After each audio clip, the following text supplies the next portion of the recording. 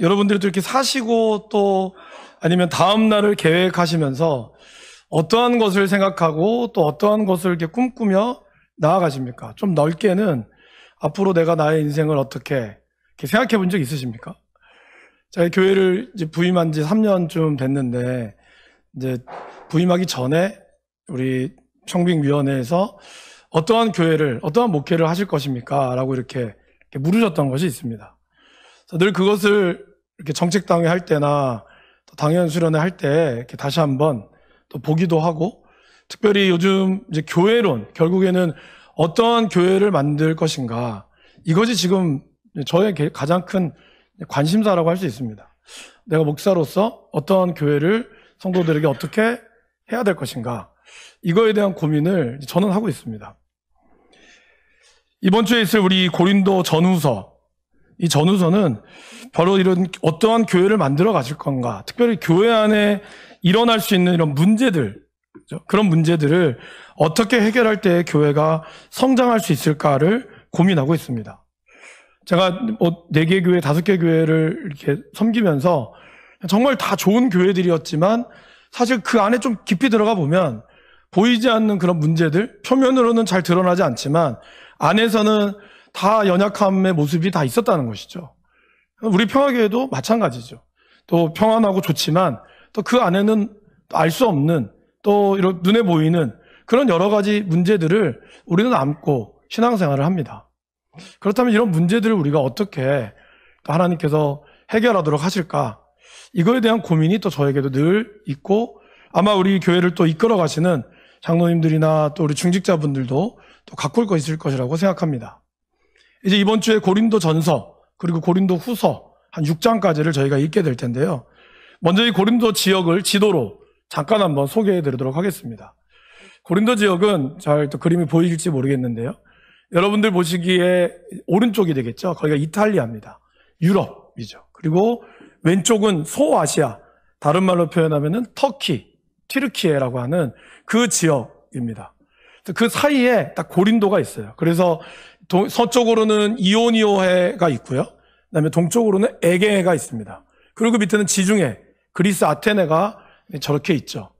그래서 이 고린도 지역은 유럽과 아시아를 딱 잇는 그러한 지역이라고 할 수 있습니다. 그리고 저 고린도, 제가 동그라미 친 데를 이제 확대해 보면 고린도 운하라는 게 있어요. 수에즈 운하와 더불어서 세계 3대 운하라고 합니다. 딱 배 하나 들어갈 수 있는, 아주 오래전부터 만들어진 그 운하가 저기 있습니다. 그래서 고린도에는 굉장히 많은 사람들이, 동양과 서양에서 온 사람들이 많이 몰려들었고, 특별히 1세기 중엽에는 퇴역한 군인들, 그리고 해방된 노예들, 상인과 물건을 파는 무역상들이 고린도에 굉장히 많은 사람들이 자리를 잡고 살았다라고 합니다. 그러니까 다양한 인종들이 모여서 살고 있었기에 활기 넘치는 그러한 도시의 모습을 띠고 있었고, 그러다 보니까 소비나 이런 것들도 굉장히 많이 있었던 것이 바로 고린도 지역입니다. 고린도라고 하는 이 지역은 사도 바울이 2번째 선교 여행을 할 때 머물렀던 지역입니다.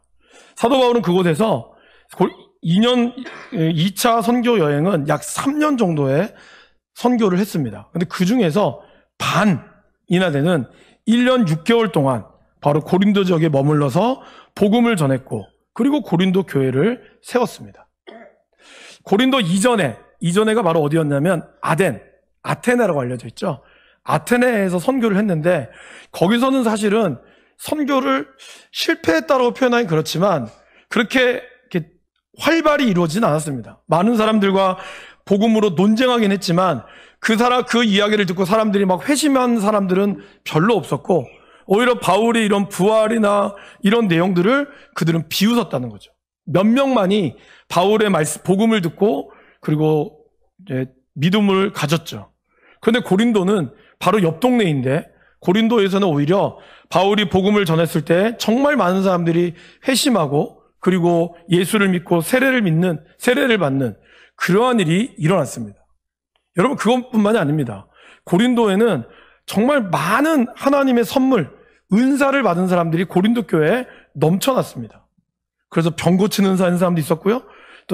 또 이런 예언의 은사, 방언의 은사, 가르치는 은사, 온갖 은사들이 교회 안에 넘쳤다는 거예요. 그러니까 여러분 얼마나 재밌었겠습니까? 성도님 누군가 아픈 사람이 저 아파요라고 하면 이 병 고치는 은사 있는 분이 오셔가지고 제가 기도하겠습니다. 기도하면 하나님께서 그 기도를 낫게 해주시는 거예요. 그리고 내가 앞으로 어떻게 될까? 그런 것에 고민이 있으면 예언의 은사가 있는 분이 하나님 말씀을 이제 기도함으로 들어서 그분에게 하나님의 말씀이 예언되어지는 그런 놀라운 일들이 교회 가운데 넘쳐났다라는 것입니다. 바울은 선교여행을 하면서 에베소에서 한 3년 정도를 계셨고 나머지는 그렇게 오래 있지 않았어요. 뭐 어떤 데는 21일밖에 안 있기도 했고요. 정말 막 쫓겨나듯이 있기도 했습니다. 그런데 이 고린도 지역은 무려 1년 6개월 동안이나 있었어요. 단일 지역으로 이렇게 오래 있는 지역은 고린도 교회밖에 없습니다. 그만큼 이 고린도에서 사역은 바울 입장에서는 굉장히 재밌었을 것 같고, 그리고 그런 가운데 능력이 넘치고, 또 이 고린도 교회가 좀 부유한 도시다 보니까 예루살렘이 어려움에 처했을 때 헌금도 잘 걷어서 구제연금이라든지 이런 선교헌금을 굉장히 이 바울이 선교하기에 부족함 없도록 그렇게 후원도 많이 한 교회가 바로 이러한 고린도 교회입니다. 그런데 바울이 이제 고린도 지역을 떠나서 다른 지역을 가서 특별히 에베소라고 하는 지역에 도착했을 때 바울은 굉장히 분노하고 실망하는 일이 일어났습니다. 이 고린도 교회 안에 당파 싸움이 일어난 거예요. 나는 바울파다, 나는 게바파다, 나는 그리스도파다. 그러면서 네가 세니 내가 세니 이러한 파 싸움이 일어나기 시작했습니다. 그리고 또 교회 안에 우상을 섬기는, 우상의 제물을 먹어야 되느냐, 이런 제사상의 음식을 먹어야 되느냐 나의 문제로 아주 첨예하게 대립을 했습니다. 그리고 아까 제가 은사 얘기했잖아요. 그러니까 병 고치는 은사 있는 사람이 내가 병을 고쳤으니까 내 은사가 최고다. 다른 분은 무슨 말씀을, 내가 예언하니까 예언의 말씀이 최고야, 방언이 최고지, 이러면서 자기의 은사를 가지고 누가 더 세니, 이런 것이 굉장히 심하게 교회 안에 있었다라는 겁니다. 또 이 성도님들끼리 이런 문제들을 교회 안에서 해결하기보다는 바깥으로 가자.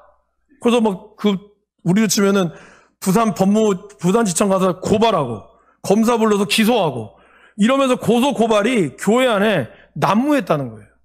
그러다 보니까 오히려 세상에서 이득이 돼야 될 교회가 세상에 지탄을 받는 소문을 바울이 들었다는 거죠. 더 큰 문제는 교회 안에 있는 음행의 문제였습니다. 여러분, 원래 이 고린도 지역이 아까 굉장히 많은 사람들이 이동하고 왔다 갔다 하다 보니까 또 사치스러웠어요. 물질이 굉장히 강했죠. 그러다 보니까 그런 가운데 오는 성적 문란함이 있었습니다. 헬라어로 고린티아조마이라고 하는 헬라어 단어가 있거든요. 이 단어 뜻이 방탕하다는 뜻이에요. 부도덕하다. 근데 이 단어는 바로 고린도에서 나왔습니다. 그러니까 그 당시에 이렇게 통용했다고 하죠. 어떤 사람을 보면서 당신 참 고린도스럽네요, 이렇게 이야기하면 그 말은 곧 당신은 방탕하네요, 이 뜻이라는 거예요. 그러니까 고린도라고 하는 이 단어가 방탕함, 이것과 연결이 되어 있을 정도로 고린도 지역은 매우 음란함이 강했다는 거죠. 그런데 문제는 뭘까요? 그런 음란함이 교회 안에 들어오기 시작했다는 거예요.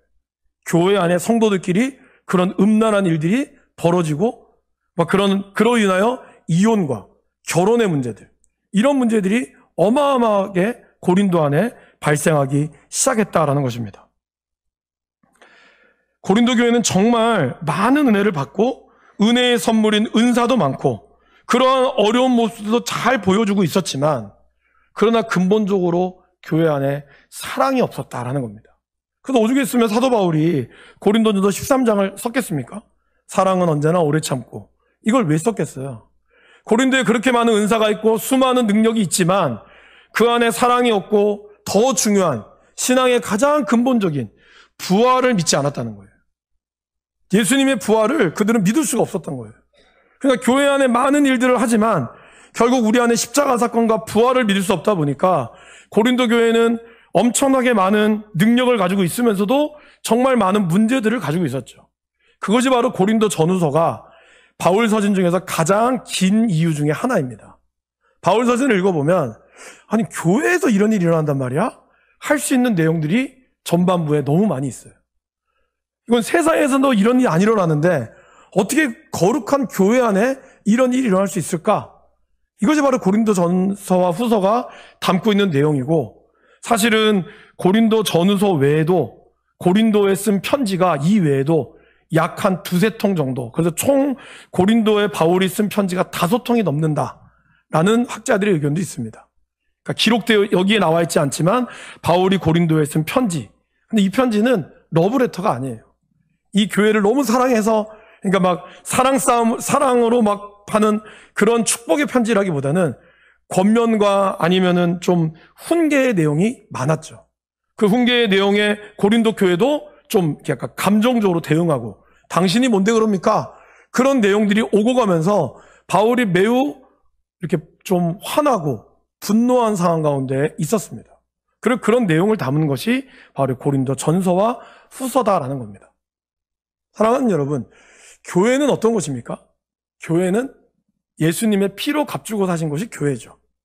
그런데 또 동시에 교회는 죄인들이 모여있는 곳이 교회예요.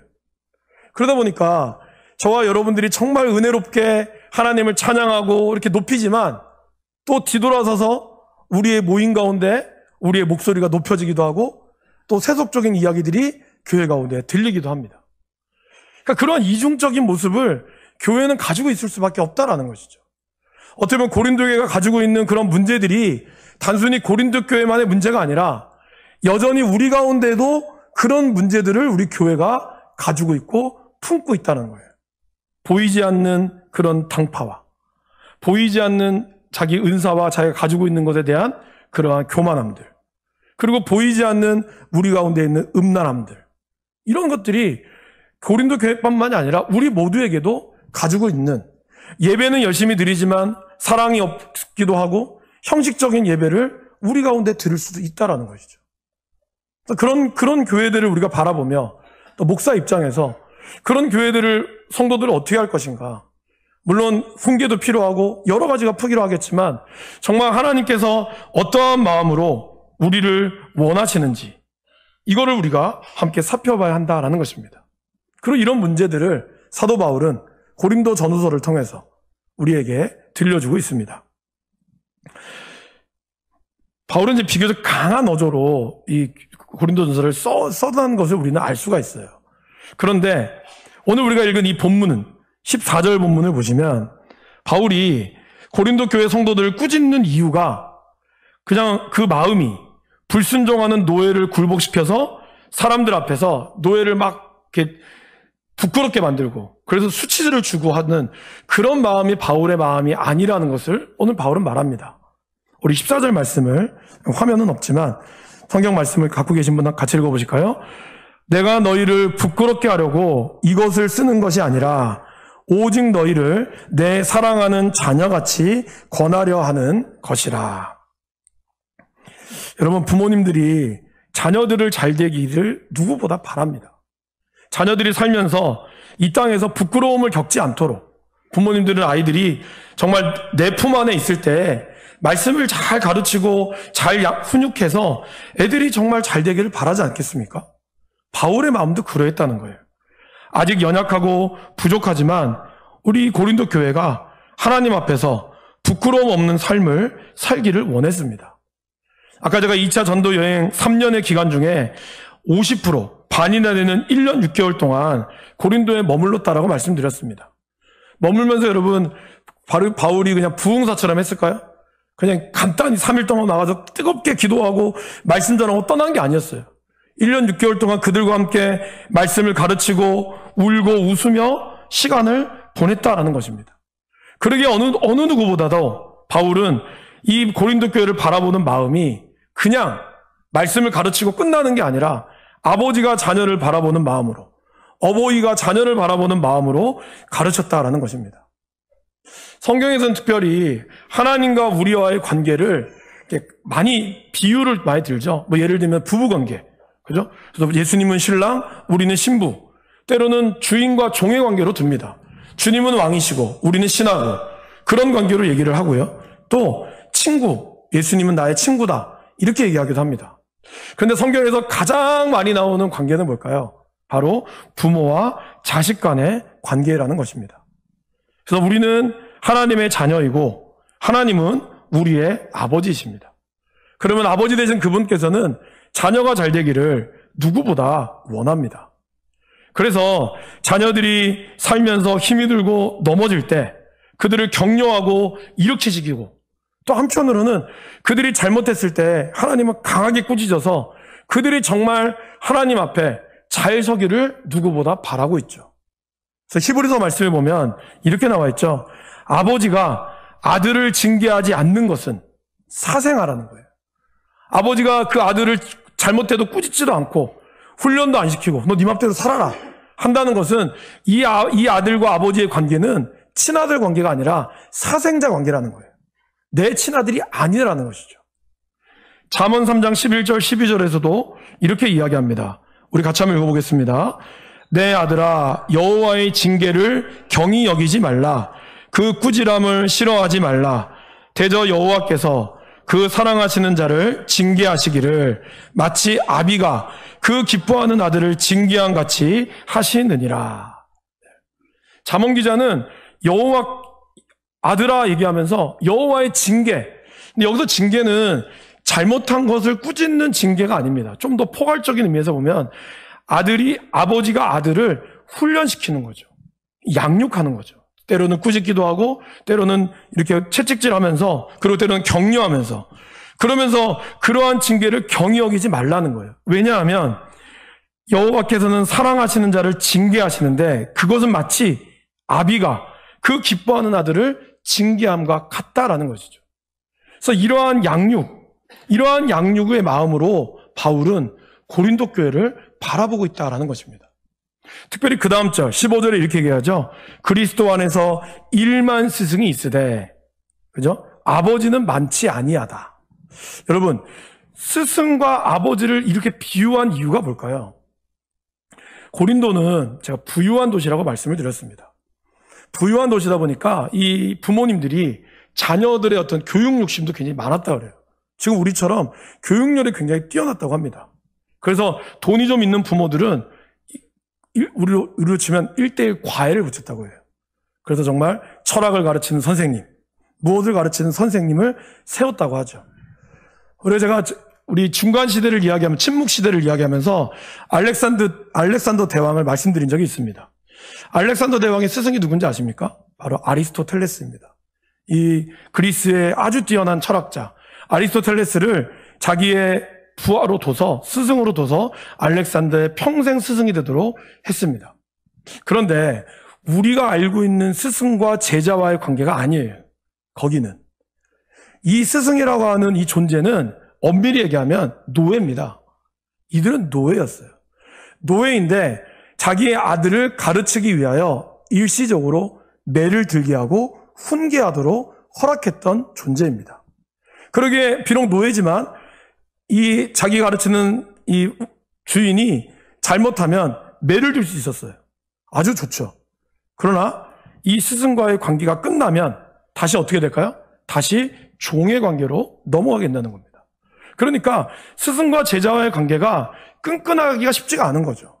어떻게 보면 그냥 노예로서 이 아들이 우리로 치면 좋은 대학을 가고, 그래서 유학까지 갈 수 있을 정도로 언어를 가르치고 이거에 힘을 썼을 뿐이지 뭔가 깊이 있는 대화를 나누기가 어려웠다는 것이죠. 그러기에 오늘 바울은 그러한 고린도 교회의 사정을 알았기에 그리스도 안에 1만 스승, 가르치는 사람은 많지만 아버지는 많지 않다라고 표현하고 있는 것입니다. 그리고 그것을 메시지 성경은 이렇게, 오늘 우리가 읽은 말씀을 다시 한번 메시지라고 하는 성경은 이렇게 번역해서 스승과 아버지의 차이를 말하고 있습니다. 우리 같이 한번 읽어보실까요? 나는 여러분을 사랑하고 바르게 자라기를 바랍니다. 여러분 주위에는 여러분의 잘못을 서슴없이 말해주는 사람이 많을 것입니다. 그러나 시간과 수고를 아끼지 않고 여러분이 자라도록 돕는 아버지는 많지 않을 것입니다. 가끔 이제 유튜브를 보면 이제 그분도 크리스찬이더라고요. 전한길 강사라고 역사 강사분이 계십니다. 혹시 보신 분 계십니까? 그분이 욕을 진짜 잘하더라고요. 찰지게 하는데 워낙 이렇게 쪽집게 강사다 보니까 다들 이제 조회수가 높죠. 예. 여러분, 그분은 정말 훌륭하고 나름대로 신앙의 고백이 있으시더라고요. 하지만 우리 입장에서 보면 그냥 학원 강사일 뿐인 거예요. 예. 물론 그분은 여러 철학도 있겠지만 이러한 스승이 그 당시에 많았다는 거죠. 그럼 바울이 원했던 건 뭐예요? 바울이 원했던 거는 복음으로 내가 품고 복음으로 내가 안았던 그러한 모습을 원했다는 겁니다. 그래서 바울은 고린도 교회 성도들에게 수많은 베이비시터가 필요한 것이 아니다. 너희들이 이렇게 감싸주고 아이를 안아주는 베이비시터가 아니라 바울처럼 엄마의 뱃속에서 아이를 낳아 키우는 것처럼 복음으로 이들을 낳고 품는 관계다. 너와 나는 그러한 관계라는 것을 강조하고 있다는 것이죠. 바로 내가 너희를 그냥 말씀만 가르친 것이 아니라 내가 너희를 양육했다. 이것을 강조하고 있다는 거예요. 여러분, 양육이 뭘까요?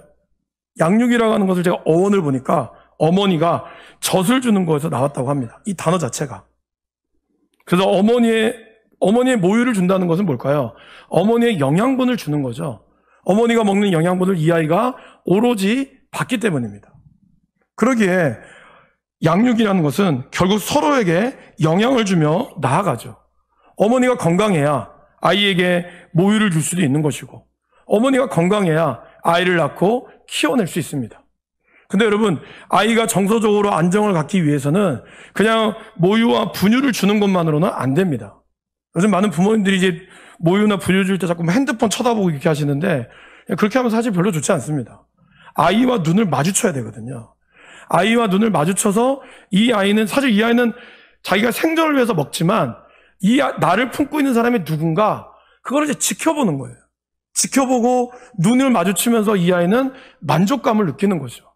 그리고 그 아이는 그것을 다 먹고 났을 때 젖된 아이가 엄마 품에 안겨 잠이 드는 것처럼, 평안한 잠을 드는 것처럼 아이는 그렇게 부모와의 이러한 교감, 엄마의 심장 소리를 들으면서, 그리고 엄마와 눈을 마주치면서, 그러면서 이 아이는 성장하면서 나아간다는 것입니다. 그래서 시편 131편에서는 이렇게 표현하죠. 실로 내가 내 영혼으로 고요하고 평온하게 하기를 젖된 아이가 그의 어머니 품에 있음 같게 하였나니 내 영혼이 젖된 아이와 같도다. 젖을 뗐다. 그러니까 다 먹고 이 아이가 평안함을 느꼈던 이유는 뭘까요? 단순히 배부름 차원이 아니라 아이가 엄마와 눈을 맞추고, 그러면서 엄마가 얘기하잖아요. 그죠? 못 알아듣죠? 그랬죠? 쭈쭈쭈 하면서, 그래, 뭐 먹었어? 하면은 아이가 그거 웃기도 하고 막 그러다가 잠이 들잖아요. 그런 어떤 교감들, 그런 마음들이 이 아이가 그러면 젖된 아이가 그때 어머니의 평안한 가운데 고요하고 평안한 것처럼 그 어머니의 품에 안기는 바로 그것, 그 충분한 상태를 바라보는 그것을 오늘 바울은 이야기했다라는 것입니다. 바울이 복음으로 나았다. 이건 뭘까요, 여러분?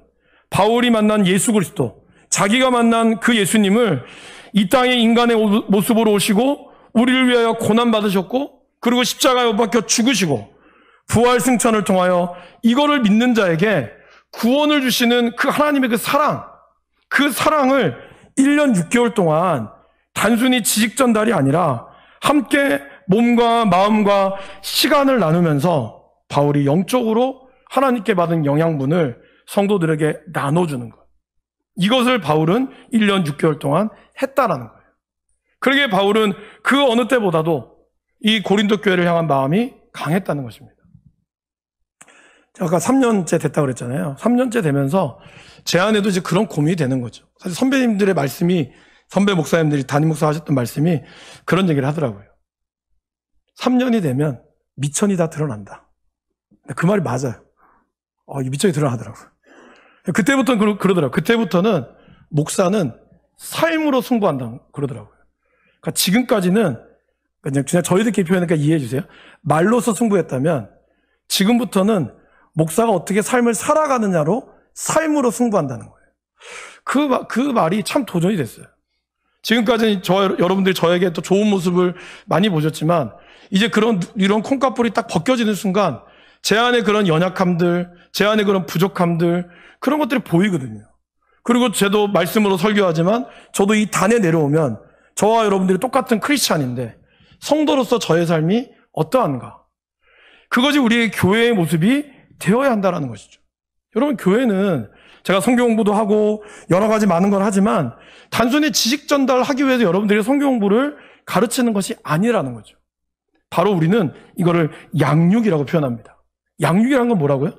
나의 영양분을 주는 겁니다. 내가 믿은 그 믿음, 내가 지금 고민하고 있는 그 신앙을 주는 거거든요. 그래서 저는 양육을 그리스도를 닮아가기라고 말하고 싶습니다. 많은 사람들이 교회를 학원이나 학교처럼 여기는 분들이 있어요. 여러분, 학원이나 학교는 물론 훌륭한 선생님들이 계십니다. 그분들이 필요하지만 학원과 학교는 엄밀히 얘기하면 양육하지 않아요. 쪽집기 학원. 그래서 이것만 딱 하면 대학 가고, 마치 교회도 어떤 목사님이 일타 강사처럼 이것만 딱 하면 복 받습니다. 이렇게 해서 그것에 아멘 하면서 반응하는 것이 교회가 아니라는 거예요. 그런 학원처럼 교회가 머물러서는 안 된다는 것이죠. 교회는 가정이 되어야 한다는 거예요. 복음을 배우고 머물러 있는 것이 아니라 때로는 서로 지지고 볶으면서 함께 울고 함께 웃으면서 그리스도의 정을 나누는 것이 바로 교회다라는 것입니다. 교회가 봉사하고 양육하고 선교하고 기도합니다. 이것은 그냥 교회에서 하는 프로그램이 아니라 이것이 그리스도 안에 한 가정이 되어가고자 하는 매개체라는 것이죠. 저는 1대1을 하고 이제 구약 파노라마, 신약 파노라마를 하면서 많은 분들이 뭐 숙제 때문에 못하겠다. 숙제가 뭐가 그렇게 중요합니까, 여러분? 숙제보다 더 중요한 거는 그 가운데 삶을 나누는 게 중요하다는 거예요. 그래서 이걸 하시는 집사님 한 분이 그러시더라고요. 자기가, 그분 좀 바쁘셔서 그런 것도 있겠지만, 몇십 년 신앙생활을 하면서 성도들을 늘 바라봤지만, 이게 뭐 바쁜 것도 있고 하다 보니까 그냥 눈웃음만, 인사만 했지, 그분이 어떻게 삶을 살아왔는지, 그분이 어떤 것을 보아왔는지를 몰랐다는 거죠. 그러다 보니까 그냥 겉모습으로 평가할 수밖에 없었다는 거죠. 근데 이야기를 나눠보니 그 안에 아픔이 있고 그 안에 슬픔이 있고 그 안에 연약함이 있는 거죠. 그런 연약함 속에서 이야기를 나누다 보니까 그냥 이렇게 배우는 것도 좋지만 이렇게 서로 이야기를 나누고 그러니까 주일날 인사하는 게 달라지는 거죠. 그냥 예전에는 어머 집사님 오셨어요가 끝나는 게 아니라 그 안에 정말 가족 같은 거를 경험한다. 이거를 이야기를 들으면서 제가 참 감사했고 제 마음으로는 사실 많이 뿌듯했어요. 여러분, 양육이라는 것이 그런 거거든요. 어떤 분들은 교회에 다니면서 교회는 뭐 하나님만 바라보면 다는 것이지, 신앙생활 하면 오직 하나님만 보면 되지, 괜히 뭐 사람들하고 그렇게 어울릴 필요가 없습니다. 그러면서 자기는 주일날만 잘 지키며 예배 오는 분들도 계십니다. 또 어떤 분들은 큰 교회를 많이 가죠. 물론 큰 교회 목사님들이 또 설교도 잘 하시니까 그럴 수 있다고 생각합니다. 그래서 2년, 3년 해가지고 이제 와요. 그럼 저희들이 다 찾아내거든요. 그러면 교회 등록을 권하면 다음에 등록할게 하면서 한 2년, 3년 동안 계속 그렇게 다니세요. 그러다가 이제 우연히 또 그렇다가 이제 좀 마음에 감동을 받아서 교회에 등록을 해서 신방을 가면 이제 그분들 그런 얘기를 하는 거죠. 이 큰 교회를 가는 이유, 상처받기 싫은 거죠. 예전에 교회 다닐 때 정말 열심히 했다가 상처를 받아서 이젠 다시는 그러지 않으리라. 그렇게 해서 그냥 예배만 드리고 가거나, 그리고 교회에 또 들어오면 또 어떤 일이 발생하죠? 사람들끼리 또 섞이기도 하고, 그러면 내 시간도 내야 되고, 그러면 내 시간도 못 내고, 이런 것들이 귀찮은 거죠. 그냥 나만 예배 드리고 딱 가면 좋다. 우리 그렇게 생각하는 분들이 있습니다. 이해가 됩니다. 나름대로 그들의 사정과 그들의 모습이 있죠. 그러나 여러분이 정말 하나님의 그리스도 안에서 우리가 성장하고 그리스도가 주시는 은혜를 나누길 원하잖아요. 그러면 거기서 머무르면 안 된다는 거예요. 가정이 어떻습니까? 여러분, 가정이 늘 아무 일 없이 살아가시고 아무 일 없이 정말 평안하기만 하십니까? 겉으로 보이는 가정의 모습은 평안하지만 그 안에서는 매일 아침마다 학교 가는 걸음마다 전쟁이 일어납니다. 일어나야 되는데 안 일어나죠. 그죠? 놀러 가는 건 엄청 일찍 일어나는데 공부하러 가는 안 일어나요. 그거부터 시작해서 이닦 가라, 머리 감아라, 그거부터 시작해서 거기에 있는 우리의 모든 인격이 다 드러나는 거죠. 그러다가 한마디 하죠. 야이! 하면서 18아 나오면 끝장나는 거예요. 저는 그렇게까지는 안 했습니다. 하지만 우리가 그런 가정의 모습 가운데서 아이들이 성장하고 자라잖아요. 그러나 그것을 가지고 우리가 문제가 있다고 얘기하지 않죠. 근데 요즘에는 핵가족이 되어서 이제는 대화도 별로 안 합니다. 여러분들의 남편과 아내분들 또 자녀들과 이번 한 주간 대화를 얼마나 하셨습니까? 한 100마디 하셨습니까? 얼마나 많은 대화를 여러분들 하십니까? 이제 대화할 필요도 없이 너무 가까운 사이일 수도 있겠죠. 눈빛만 봐도 모든 대화가 다 이루어지는 가정일 수도 있다고 생각합니다. 그러나 그러지 않다면 우리는 어떠한 대화를 하고 어떠한 모습을 나눕니까? 그냥 오면 밥 먹으라, 성적표, 먹어, 자라. 그러고 다 핸드폰 쳐다보고 있고 집에 왔는데도 같은 공간에 있으면서도 우리는 핸드폰 보고 그냥 끝나고 있다는 거죠. 저도 예전에 약간 이런 모습이 있어서 아내도 한번 얘기했는데 얼마 전에 경주에 잠깐 아는 목사님 뵈러 가서 저녁을 먹었거든요. 옆에를 제가 봤어요. 두 분이 연인이더라고요. 음식이 딱 나왔는데 여자분은 처음부터 끝까지 핸드폰만 보고 있어요. 근데 문제는 남자분이 그거를 계속 쳐다보고 있는 거예요. 쳐다보고 있으면서 말을 해야 될까 안 해야 될까 그렇게 하다가 그렇게 좀 한 10분이 흘렀어요. 제가 그걸 계속 봤거든요. 10분이 흘렀어요. 10분이 흘렀는데도 여전히 이 여자분은 눈길 하나 안 주고 그냥 먹기만 먹더라고요. 그리고 남자가 한마디 말을 건넸는데 그냥 무시하고 먹더라고요. 그리고 결국 남자분도 10분쯤 지나니까 자기도 핸드폰 하더라고요. 그 모습을 보면서 제가 아내한테 얘기를 했어요. 아내가 뭐라는지 아세요? 여보도 그럴 때가 있어요. 딱 그러더라고요. 너무 죄송했어요. 그러니까 그 모습이, 그러니까 가정이 지금 그렇게 되고, 그것이 교회 안에서도 우리 가운데 그럴 수 있지 않나 라는 생각이 드는 거예요. 여러분, 바울은 이렇게 권면합니다. 너희는 나를 본받는 자가 되라. 이 말은요, 바울이 완벽하게 본받으라는 뜻이 아니라는 겁니다. 자녀는 어떻습니까? 저는 저희 아버지를 참 닮기 싫었거든요. 근데 어느 날 나도 모르게 아버지 모습이 나오는 거잖아요. 그죠? 자녀는 부모님이 싫든 좋든 그 모습에 아버지와 어머니의 모습이 나오게 되어 있어요. 그러면 바울이 이렇게 얘기한 이유는 복음 안에서 고린도 성도들을 품고 아버지가 되기를 원했듯이 완벽한 것이 아니라 고린도 교회가 또 우리 평화교회가 서로 복음 안에서 서로 마주보며 서로의 연약함들도 같이 문제들도 있으면 같이 지지고 볶고 싸울 수도 있지만 그 가운데 아픔을 품고 그리스도의 사랑으로 풀어가는 것, 이거를 본받으다라는 것입니다. 사실 고린도 교회는 매우 속썩이는 교회였습니다. 바울 입장에서 보면 능력도 많아요. 여러분 그런 자녀 있잖아요. 애가 똑똑해. 공부만 조금만 더 하면 더 좋은 데 갈 수 있어. 안 해. 지 머리 믿고 공부 안 하고 맨날 싸돌아다니고 놀기만 해.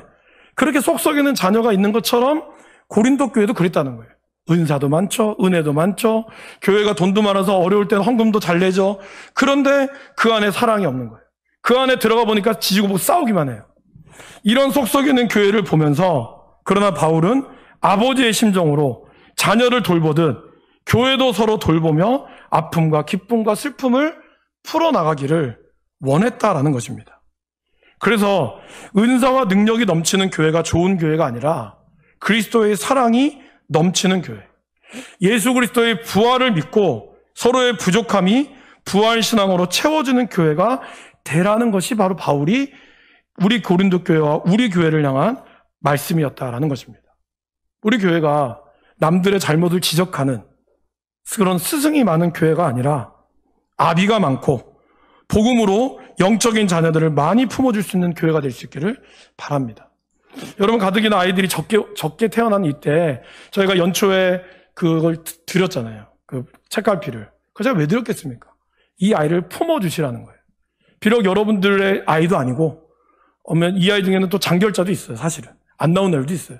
그렇지만 우리가 그 아이를 마음으로 품고 매일 하루에 한 번씩 아니면 일주일에 한 번씩 이 아이를 바라보면서 기도하고 축복한다면 언젠가 이 아이가 정말 하나님의 그 사랑 가운데 자라게 된다는 것입니다.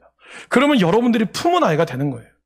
내 배에서 난 아이만이 아니라 복음으로 품은 아이, 그런 아이가 우리 교회 가운데 있고 그 아이들이 그런 복음으로 품겨진 아이들이 여러분들을 아빠 아버지로 고백할 수 있고 집사님, 권사님, 장로님이라고 얘기하기도 하지만 사적인 자리에서는 나를 기도해 주는 아버지, 어머니.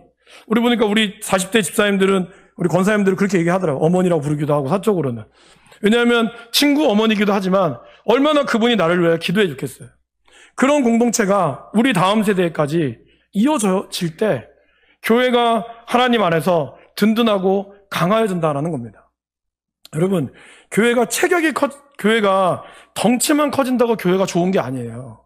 요즘 아이들 보세요. 우리보다 훨씬 큽니다. 그죠? 훨씬 덩치는 크지만 체력이 약해요.